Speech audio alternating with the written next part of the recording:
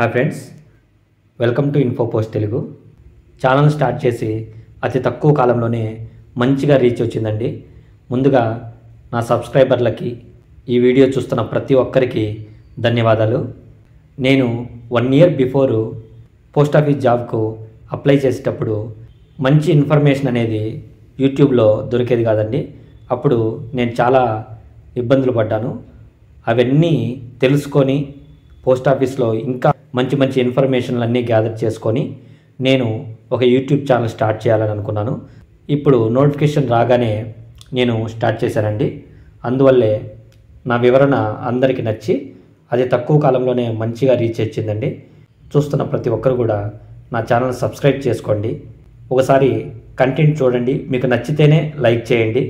మీకు ఏ డౌట్ ఉన్నా కామెంట్ చేయండి. ప్రతి కామెంట్కి నేను రిప్లై ఇస్తాను. ముందు వీడియోస్లో కూడా మీరు చూడండి, ప్రతి కామెంట్కు నేను రిప్లై ఇచ్చున్నాను. కాబట్టి దయచేసి నా ఛానల్ సబ్స్క్రైబ్ చేసుకోండి.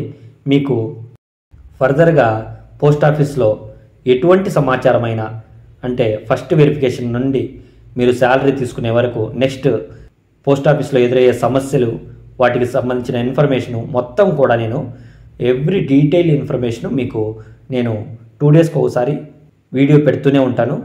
ఏదైనా డౌట్ ఉంటే కామెంట్ చేయండి, ఆ కామెంట్కి నేను రిప్లై ఇస్తాను. కామెంట్లో చెప్పలేని దానికి నేను హార్ట్ సింబల్ ఇచ్చి దానికి సంబంధించిన వీడియో నెక్స్ట్ నేను ఖచ్చితంగా చేస్తాను. ముందుగా మనం మ్యాటర్లోకి వెళ్తే, జీడిఎస్ జాబు రియాలిటీలో ఎలా ఉంటుంది మనము 2 కేటగిరీ వైజ్గా విడదీసుకొని చూద్దాము. Post office positive side, post office negative side. ఈ విధంగా నేను వివరణిస్తాను. ముందుగా post office positive side. Post office positive side చూసుకున్నట్లయితే మనకు year by year post office update అవుతూనే ఉంది. అంటే మన చిన్ననాటి రోజుల్లో పోస్ట్ ఆఫీస్ అంటే ఓన్లీ లెటర్ డెలివరీ మాత్రమే చేస్తారని మనకు తెలుసు. కానీ తర్వాత పోస్ట్ ఆఫీస్ అనేది బ్యాంకింగ్ సేవలు, ఇంకా ఇన్సూరెన్స్, ఇలా ప్రతి ఒక్క దాంట్లో కూడా మనల్ని పోస్ట్ ఆఫీస్ వాళ్ళని ఇన్వాల్వ్ చేసి పోస్ట్ ఆఫీస్ వ్యవస్థను బాగా విస్తరిస్తూనే ఉంది. కానీ ప్రజల్లో ఎక్కువ పోస్ట్ ఆఫీస్ మీద అవగాహన లేదు. అది ఎక్కడ లోపం అనేది తెలియదు. కానీ మొత్తానికి ఉద్యోగుల నుంచి ప్రజలకు, ప్రజల నుంచి ఉద్యోగులకు ఎక్కువ కమ్యూనికేషన్ అనేది చాలా బలహీనంగా ఉంది. ఇంతకుముందు మిషన్స్ అనేవి చాలా నెట్వర్క్ సమస్యలతో బాగా ఇబ్బందులు గురి చేస్తుండేవి. కానీ ప్రజెంటు మనకు మొబైల్ ఫోను, అంటే సామ్సంగ్ మొబైల్ ఫోను, దాదాపు 20,000 రూపాయల mobile phone, next SIM card, ఆ సిమ్ కార్డుకి ప్రతి మంత్ రీఛార్జ్ ప్రభుత్వమే చేస్తుందండి. Next biometric device. ఇంతకుముందు బయోమెట్రిక్ డివైజులు నెట్వర్క్ సమస్యలతో ఉండేవి. ఇప్పుడు బయోమెట్రిక్ డివైజులు అటువంటి నెట్వర్క్ సమస్యలు ఏమీ ఉండవండి. నెక్స్ట్ వీటికి సబ్స్క్రిప్షన్ కూడా ప్రభుత్వమే చెల్లిస్తుంది. మనం ఎటువంటి సబ్స్క్రిప్షన్ కూడా చెల్లించాల్సిన అవసరం ఉండదు.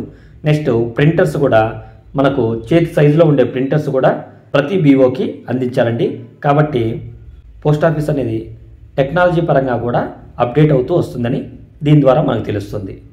నెక్స్ట్ ఇవన్నీ చేయడం ద్వారా ప్రజల్లో పోస్ట్ ఆఫీస్ నమ్మకం అనేది బలంగా ఏర్పడింది. ఎందుకంటే మనము ట్రాన్సాక్షన్ చేసినప్పుడు ఎప్పటికప్పుడు వాటిని ప్రింట్ రూపంలో ఇవ్వడము, ట్రాన్సాక్షన్స్ అన్నీ వాళ్ళ కళ్ళ ముందరే చూపించడము, ఇలా జరపడం వల్ల ప్రజల్లో కూడా ఇప్పుడిప్పుడే పోస్ట్ ఆఫీస్ మీద నమ్మకం వస్తుంది. Next incentives. పోస్ట్ ఆఫీస్లో బీపీఎంగా వర్క్ చేసే ఎంప్లాయరు ఈ ఇన్సెంటివ్స్ ఎలా పొందుతాడంటే, ఎక్కువ అకౌంట్లు చేసి నెక్స్ట్ ఇన్సూరెన్స్ చేయడం వల్ల వాటిలో ఇన్సెంటివ్స్ రూపంలో ఎక్స్ట్రా ఆదాయం అనేది ఇతనికి అందుతుంది. 1వ తేదీ ముందు రోజే మనకు శాలరీ క్రెడిట్ అవుతుంది.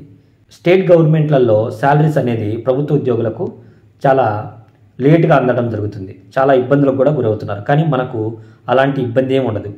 1వ తేదీ ముందు రోజే మనకు శాలరీ క్రెడిట్ అయిపోతుంది. నెక్స్ట్ బేసిక్ ప్లస్ డిఏ అందుతుంది మనకు. చాలామంది బీపీఎంకు 12,000, ఏబీపీఎంకు 10,000 అనుకుంటున్నారు. ఇది బేసిక్ మాత్రమే. మళ్ళీ మనకు డిఏ రూపంలో బేసిక్లో సగం శాలరీ మనకు డిఏ రూపంలో అందుతుంది. అంటే బీపీఎంకు 12,000 ప్లస్ 6,000, ఏబీపీఎంకు 10,000 ప్లస్ 5,000. ఈ విధంగా మనకు మంచి శాలరీలు అందజేస్తున్నారు. పోస్ట్ ఆఫీస్ నెగిటివ్ సైడ్ చూసుకున్నట్లయితే మనకు ఏమున్నాయో చూద్దాం. పోస్ట్ ఆఫీస్ అనేది కొన్ని వేల కోట్ల అప్పులో ఉందని చాలామందికి తెలియదు అనమాట. ఈ పోస్ట్ ఆఫీస్లో పనిచేసే ఎంప్లాయర్స్కి అయితే తెలుసు. ఇది 14,000 కోట్ల అప్పులో ఉంది. నెక్స్ట్ ఈ అప్పుని ఎంతో కొంత తగ్గించడానికి పోస్ట్ ఆఫీస్ అనేది ప్రతి సంవత్సరం కూడా కొత్త కొత్త స్కీమ్స్ తెచ్చి దాని ద్వారా కొద్దిగా మనకు ఇన్కమ్ అనేది జనరేట్ చేయడానికి చూస్తూ ఉంది. నెక్స్ట్ టార్గెట్స్, ఇవి ఇన్ని చేయమని టార్గెట్స్ ఇస్తారు. అవి చేయకపోతే మన పై ఆఫీసర్లు మనల్ని కొద్దిగా ప్రెజర్ చేసే అవకాశం ఎక్కువగా ఉంటుంది. కొద్దిగా కాదు, బాగానే ఎక్కువగా ఉంటుంది. కాబట్టి దీన్ని అందరూ గమనించుకోండి. టార్గెట్ ప్రెజర్ అయితే ఖచ్చితంగా ఉంటుంది. అయితే ప్రైవేట్ జాబ్స్లో ఉన్నంత ప్రెజర్ ఉండదు. మనకు మారుమూల ప్రాంతాల్లో పడితే ఇబ్బంది, కానీ మంచి విలేజ్ కనుక ఉంటే ఈ టార్గెట్స్ అనేది పెద్ద విషయమేం కాదు. నెక్స్ట్ నెట్వర్క్ లేని ప్రాంతాలు, అంటే ఈ మధ్యకాలంలో చాలా బీఓస్ నెట్వర్క్ లేని ప్రాంతాల్లో కూడా ఎస్టాబ్లిష్ చేయడం జరిగింది. మనకు స్పెషల్ నోటిఫికేషన్ జరిగింది కదా, దాంట్లో ఎక్కువగా మనకు నెట్వర్క్ లేని ప్రాంతాల్లోనే ఈ బీఓలను స్థాపించడం జరిగింది. వీటిలో పనిచేసే ఎంప్లాయర్స్ బీపీఎం కానీ ఏబీపీఎం కానీ కొన్ని ఇబ్బందులకు గురవుతున్నారు. చాలామంది అక్కడ రిజైన్ చేసి వెళ్ళిపోతున్నారు. 1 ఇయర్ తర్వాత ట్రాన్స్ఫర్ పెట్టుకొని వెళ్ళిపోతున్నారు. ఈ విధంగా ఈ నెట్వర్క్ లేని ప్రాంతాల్లో వాళ్ళ బాధలు చాలా ఎక్కువగా ఉంటాయి. లేడీస్ అయితే ఖచ్చితంగా చాలామంది, నేను చూసిన చాలామంది రిజైన్ చేసి వెళ్ళిపోతున్నారు. కొంతమంది క్వశ్చన్స్ అడిగారండి. వాటిలో బీపీఎంలు ఎందుకు రిజైన్ చేస్తున్నారు, ఇది మంచి క్వశ్చన్. బీపీఎంలో ఎందుకు రిజైన్ చేస్తున్నారు అంటే target pressure, mainly target pressure అండి. ఈ టార్గెట్ ప్రెజర్ అనేది ప్రతి స్టేట్లో ప్రతి డివిజన్లో ఉంటుందండి. మనకు ఎంఓ, ఐపీ, ఎస్పీ అని పై ఆఫీసర్లు ఉంటారు. ఎవరు ప్రెజర్ చేసినా అంతిమంగా బీపీఎంఏ దాన్ని భరించాల్సి ఉంటుంది. కాబట్టి మనకు మంచి విలేజ్ దొరికితే పర్వాలేదు, కానీ ఒక మారుమూల ప్రాంతం కానీ నెట్వర్క్ లేని ప్రాంతంలో కానీ మనము సేవలు అందిస్తే అక్కడ మాత్రం మనకు టార్గెట్స్ అయితే అవ్వండి. అక్కడ మనం చాలా ఇబ్బందులు అయితే పడాల్సి వస్తుంది. నెక్స్ట్ రిమోట్ విలేజెస్లో నివసించలేకపోవడం, అంటే మనకు మారుమూల ప్రాంతాల్లో వేసినప్పుడు అక్కడ వసతులు సరిగా ఉండవు, కానీ మనం అక్కడే నివసించాల్సి ఉంటుంది. ఎందుకంటే మనకు రూల్స్లో మన బీఓ ఎక్కడుంటే అక్కడ మనం స్టే చేయాలి, అదే రూల్స్లో ఉంటుంది. కాబట్టి మనం అక్కడే నివసించాలి అనుకున్నప్పుడు చాలా ఇబ్బందులు అయితే ఉన్నాయి. ఈ లేడీస్కి అయితే ఇంకా దారుణంగా ఉంటాయండి. జెంట్స్ అయితే ఏదో ఒక విధంగా సర్దుకొని వెళ్ళొచ్చు. దానివల్లనే చాలామంది లేడీస్ తెలుసుకోలేక అక్కడ జాయిన్ అయ్యి మళ్ళీ రిజైన్ చేసి వెళ్ళిపోతున్నారు. నెక్స్ట్ టౌన్కి విలేజ్కి తిరగలేకపోవడం. ఎందుకు టౌన్కి విలేజ్కి తిరగాలి అంటే నెట్వర్క్ లేని ప్రాంతాల్లో మనం అకౌంట్స్ చేయలేం. ఆ అకౌంట్స్ చేయాలంటే నెట్వర్క్ ఉండే ప్రాంతంకి రావాలి. అది టౌన్కి వచ్చి నెట్వర్క్ ఉండే ప్రాంతానికి వచ్చి మనం అకౌంట్స్ కొట్టి మళ్ళీ అక్కడికి పోవాలంటే ఇది చాలా ఇబ్బందిగా ఉంటుంది. దీనివల్ల చాలామంది ఇక్కడికి తిరగలేక ఎక్కువగా జాబ్కు రిజైన్ చేయడం జరుగుతుంది. నెక్స్ట్ 3 to 4 hours డ్యూటీ, కానీ కొన్ని ప్రాంతాల్లో వేరుగా ఉంది. అంటే నార్మల్గా మన BPM ABPM job 3 to 4 hours అంటారండి. కానీ కొన్ని ప్రాంతాల్లో మాత్రం దానికి భిన్నంగా ఉదయం 8:30 నుంచి ఈవినింగ్ 4 వరకు చేస్తున్నారు. కానీ చాలా అది 20% మాత్రమే అని చెప్పొచ్చు. 80% బీఓలలో అంత లేదండి. మనము 1 అవర్లో కూడా వర్క్ కంప్లీట్ చేసుకొని ఇంటికి వెళ్ళిపోయే బీఓలు చాలానే ఉన్నాయి. కాబట్టి అన్ని బీఓలు అలా ఉంటాయని మనం అనలేము. మనము చేరేటప్పుడే కొద్దిగా ఎంక్వైరీ చేసుకొని ఆ ఆప్షన్స్ పెట్టుకోవడం చాలా మంచిది. నెక్స్ట్ ఏబీపీఎంలు రిజైన్ చేసి బీపీఎంగా ఎందుకు అప్లై చేస్తున్నారు? పార్లమెంట్లో ఒక అనౌన్స్ చేశారండి. ఏంటంటే త్వరలో పోస్ట్ ఆఫీసులు అనేవి బ్యాంకింగ్ సేవలుగా రూపుదిద్దుకోబోతున్నాయి అని చెప్పారు. అంటే బీపీఎంగా ఉన్నవారు ఫ్యూచర్లో వాళ్ళకు మంచి పోస్ట్ అనేది ఖచ్చితంగా ఉంటుంది. ఈ అనౌన్స్మెంట్తో చాలామంది ఏబీపీఎంలు బీపీఎంలుగా కన్వర్ట్ అవుతున్నారు.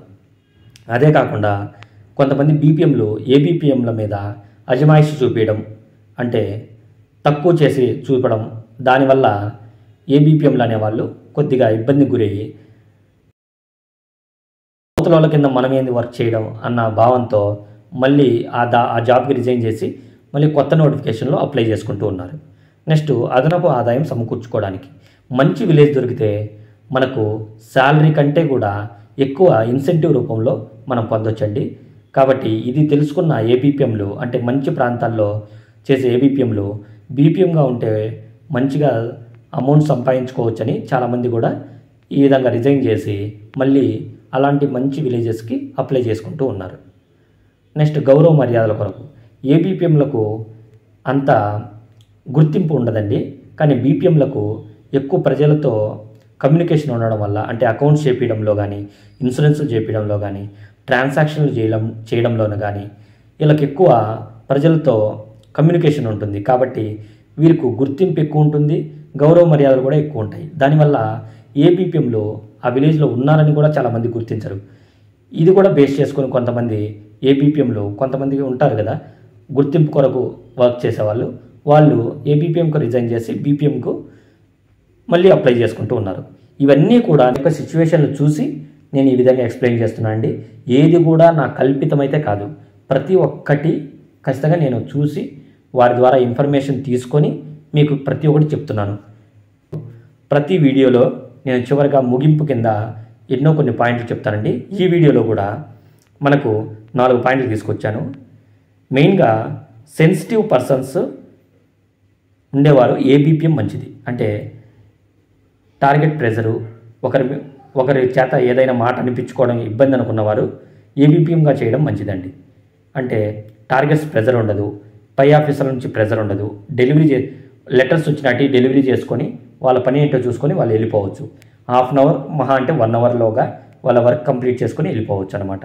నెక్స్ట్ కమ్యూనికేషన్ స్కిల్స్ ఉన్న వారికి బీపీఎం మంచిది.